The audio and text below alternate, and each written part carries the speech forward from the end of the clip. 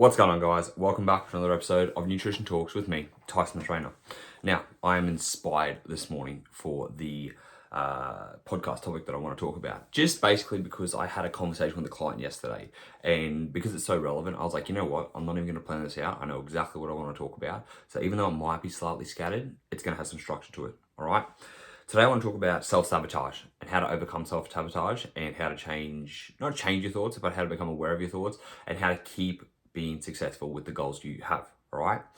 So yesterday a client messaged me and she said, "Hey Tice, I'm having some really bad self-sabotage thoughts at the moment." I'm actually going to pull it up and say exactly what it is.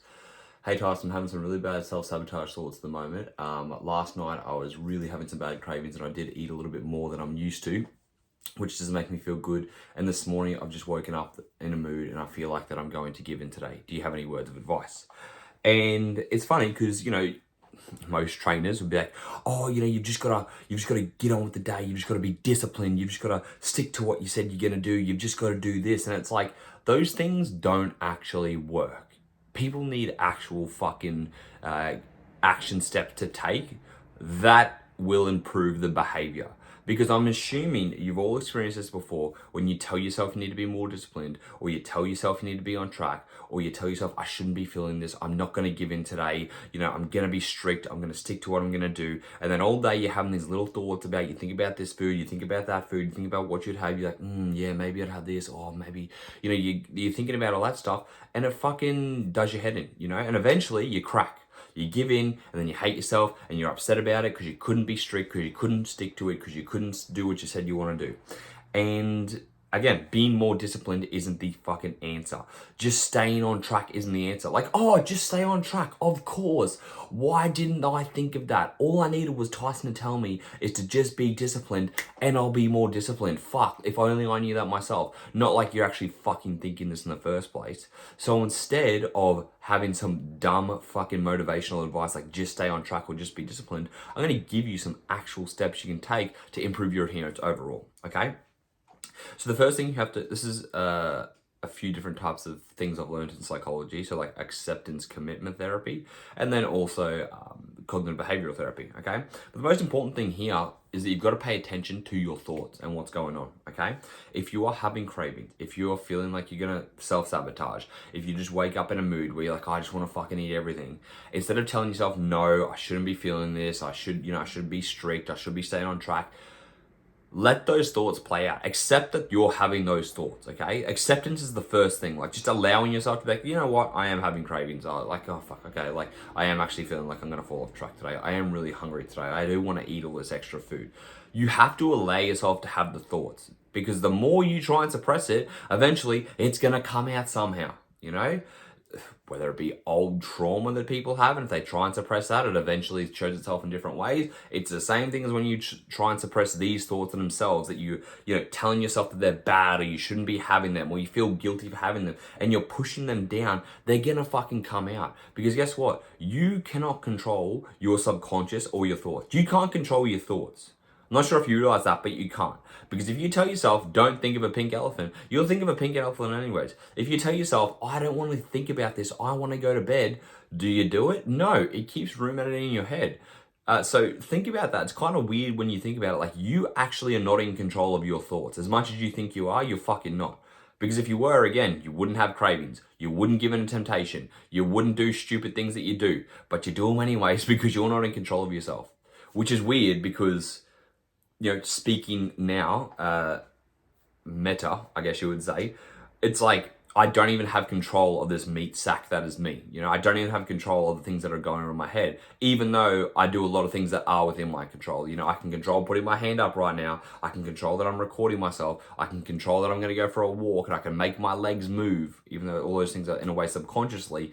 But at the same time, we don't have control with just random actions we take or random thoughts we have, which in a way is bizarre, But having to accept those thoughts is the most important thing first. And when I say accept it, it doesn't mean being like, oh, you're having cravings today. You should allow yourself to eat everything you want to fucking eat. You should just give away, like, go pig out, go have Macca's, go have KFC, go eat from shit from breakfast all the way to dinner. Allow yourself to have the binge and indulge. I'm not telling you to go and act on those thoughts. I'm telling you to accept those thoughts and allow them to come into your head and just watch them for what they are.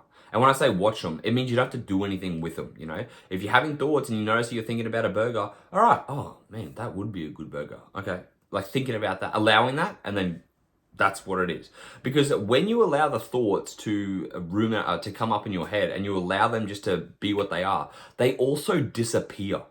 Okay? When you tell yourself, I don't want to think about this, I don't want to think about this, it keeps coming back again and again and again. But if you allow those thoughts just to play out for what they are and you accept them, they just fucking disappear, It's such a weird thing because, sometimes there would be thoughts that would come in my head and I'd try and fight them so much. But when I heard about acceptance and cognitive behavioral therapy and just being aware of what's going on in my head, it was kind of weird that I would just pay attention, not have any judgment as to what I'm thinking. So when I'm saying I shouldn't be thinking this or this is a bad thing, and just being okay, like allowing that thought to play out, it goes away over time. Okay, the same thing. You're oh yeah, I am craving a burger right now. Fuck, that would be good to have it. And then it's okay, now you just get on with your day, you do something else. And you might have that craving again, you might have that thought again, and that's totally normal. So accepting the thoughts you're gonna have because you're a normal fucking human being is an important thing, all right? And allowing those thoughts to play out. Secondly, from that, you give yourself permission that if you want to have something, you're allowed to have it. So when I say give yourself permission, again, it doesn't mean you go and do the action. It just means that you're allowing yourself. You're if I want to have this later, I can have that later. I'm not going to have it now, but if I want to have it later, I can have it later. Because what you're doing now, it's kind of like you tell a child not to do something, don't touch that red button, the child's going to want to do it. But if you're hey, go ahead, go do it, go on, go. If, the kid's kicking, screaming and crying, well, then I'm going to leave you here. See ya, you can stay, I'm going to go. What does the kid do? Look over at mum or dad because they're walking away. He's the kid stresses out, When it's given permission to do whatever it wants to do, do not give your kids permission to do whatever you want to do. You know what I'm saying? If the kid's kicking and screaming, I want to stay here, and the parent's all right, stay here, see ya, I'm going. The kid's oh, actually, no, I want to go, It's the rebellion in him all of a sudden's holy shit. The same thing for you when you're all right, you know what? If I have these cravings, if I want to have it later, I'll have it later. I'm choosing not to have it now. Again, paying attention to your thoughts and your words. I'm choosing, not I can't, not I shouldn't, not I won't, not I'm not allowed to. I'm choosing not to have this food now. Maybe I'll have it later. Yeah, that'll be good actually if I have it later. And then you just get distracted and you'll go and do something else. And then you might have that craving again and you're you know what? Maybe I'll have it in 15 minutes. In 15 minutes, I'll get this work done and then I'll see how I feel. And allowing yourself again to be hey, if I want to have this later, I'll have it later. So if I want to have this, I'll have it later. And allowing yourself to do that and you keep prolonging it. Again, another way to simply keep pushing it off by giving yourself permission.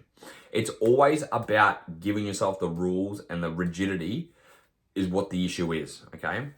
When I give people permission to eat maintenance, people struggle to eat maintenance. They can't stay at a deficit for whatever fucking reason. They can't stay at a deficit, but when they have maintenance calories, all of a sudden it's hard for them to eat maintenance calories.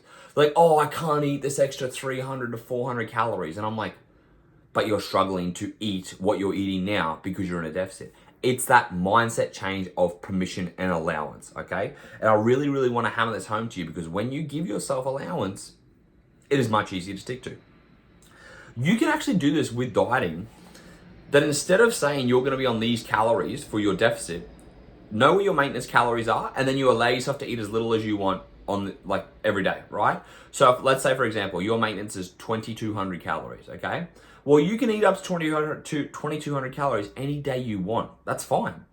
But if you're not hungry today, and you're not hungry tomorrow, and you're not hungry the next day, and all of a sudden you've, in a way, put yourself in a deficit without actually being in a deficit because you've given yourself permission to eat more if you want to eat more, it's a lot easier to stay in a deficit. It sounds fucking crazy, but it is crazy. I don't understand why this works. But giving yourself permission fucking changes the game. And so if I heard a message me this morning, it'd be hey, I want to give you an update. I tracked all my food yesterday.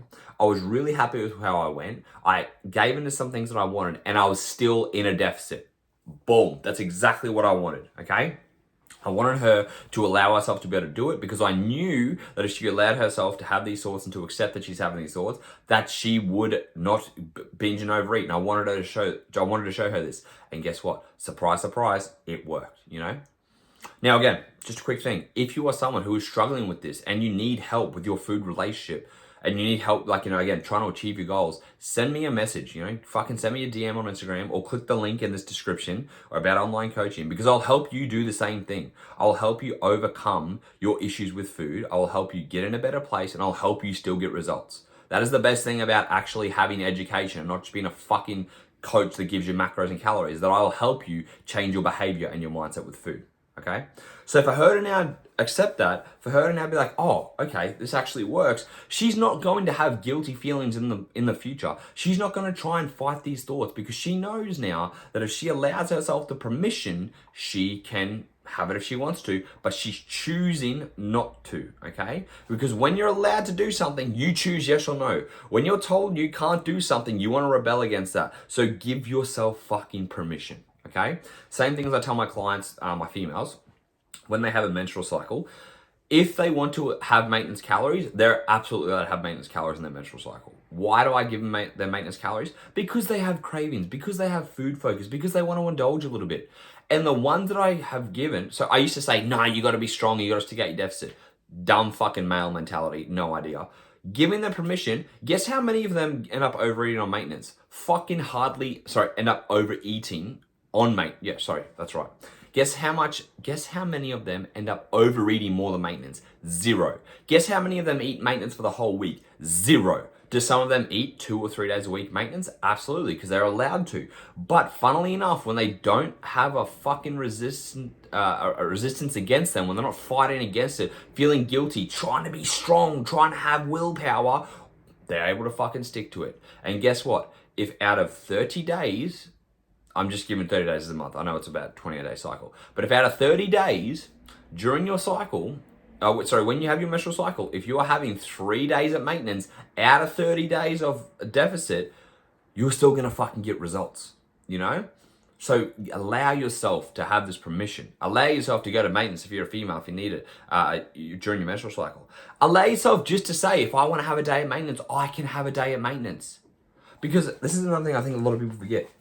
Eating at maintenance does not cause fat gain. Eating at maintenance does not stop fat loss, okay? If I eat in a deficit for 6 days of the week and I'm at maintenance for 1 day of the week, okay? So my calories are 2,500. I'm eating between 1,800 to 2,000 every day. So let's say I go 1,800, 1,900, 2,000, 2,000, 1,900, 1,800, 1,900. We look at that and let's say you're in an average from those 6 days, you're in a deficit of, let's say 550 calories a day.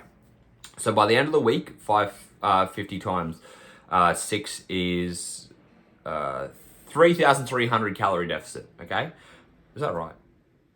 I think so. 3,000, I'm going to say, I'll say 3,250 just to be safe. So you're at 3,250 calorie deficit. And then you have Sunday to maintenance day. Do you lose out on that deficit at all during the week? Let me ask you.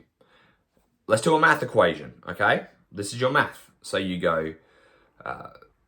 you add up those 6 days, and again, let's just give you your answer. So your answer is 3,250, okay? 3,250, and then your maintenance calories are 2,500. So you eat 2,500 on Sunday.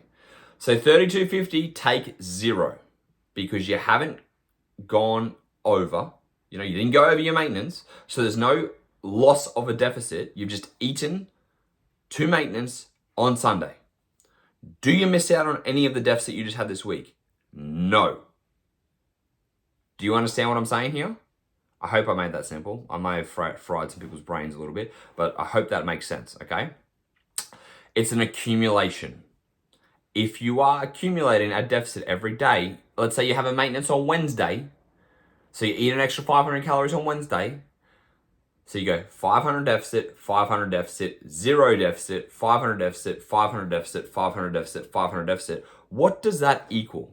5 times 6 is 3,000 calorie deficit. Instead of a 3,500 calorie deficit, you're in a 3,000 calorie deficit. What's that going to equate to on the scale? About 300 gram loss. About 350 grams, okay? Is that going to directly correlate exactly to the scale? No. You're probably going to have to take measurements and you'll still see you're in a deficit. And this is why I talk about my progress tracker too. I fucking wanted everyone to get it because you look at your weight fluctuations, but you can also track the calories you're having every single day and it shows you the average of calorie deficit you're in a week, okay? If you are doing that and you allow yourself permission to go to maintenance when you want to fucking go to maintenance, it means that you're no longer falling off your diet. It means that you're no longer going backwards. It means that you're no longer losing anything. It's just like out of 30 days, you had 6 days of maintenance and 24 days in a deficit. Are you going to see results? Yes, because 24 days are in a deficit and you are also not overeating. This is the most important thing. It's maintenance. It's not fucking overeating, all right? If I eat 500 deficit and then 500 surplus, it's 0, okay? This is where people fuck up because on the weekend, you're like, oh, but I was in a deficit Monday to Friday. Yeah, well, guess what? When you're pumping down alcohol, when you're doing bags, which means you're gonna be able to drink more alcohol, when you're eating your fucking food, or eating bullshit food all weekend, you're going for takeaways, you're doing all that stuff, you're no longer in a deficit or even fucking maintenance. You are pumping a surplus on usually a Friday, a Saturday, and a Sunday, okay? And then on a Sunday, you are in an extra surplus because you drank alcohol, and now you're laying down all day because you're fucking hungover, so you're now reduced your movement activity, which let's say on average you do 8 to 10,000 steps. You're doing like fucking 300 steps, you haven't trained, you lay around all day, you're in a surplus from Saturday, you continue that surplus to eat like shit on Sunday, and then you wonder why you can't get results. Because you just fucking blew it out. That's how the weekend fucks you up, okay? If you literally had a Saturday where it was a maintenance day, every Saturday, if you said Saturday is my maintenance day, I guarantee you 100% you would still see progress. If you were in a deficit every other fucking day of the week, and if that was actual true maintenance on a Saturday. No doubt in my mind. Because guess what? You're not fucking doing anything else. You're not having a surplus. But the issue is a lot of you go into a surplus, and that's why the weekend ruled your progress, okay?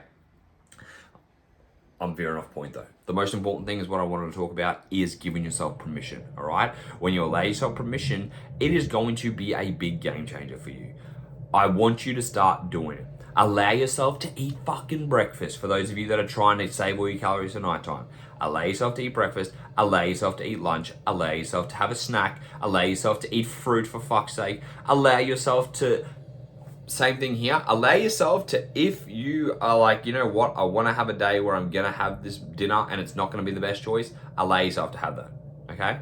Because guess what? The other thing is when you allow yourself and you're like, all right, yesterday I allowed myself, today I'm going to get back on track. People get scared. Oh, I'm scared if I allow myself, I'm going to do all this.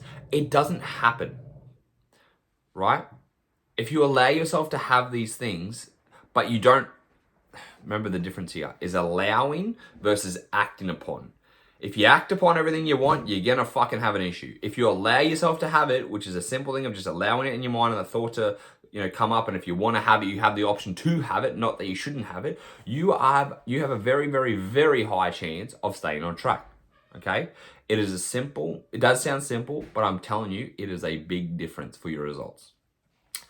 I can't make this podcast go on any longer. Honestly, I just wanted to give you the facts and give you some quick ideas about how you can change your mentality. I hope it was helpful. I really think that if you do this, you're going to benefit wildly from it. And what I want you to do is give this a share on Instagram, please. Give it a share, tag me, because I know it's going to help a lot of other people with this. And yeah, that's all I ask. So until next time, my friends, I'll speak to you then.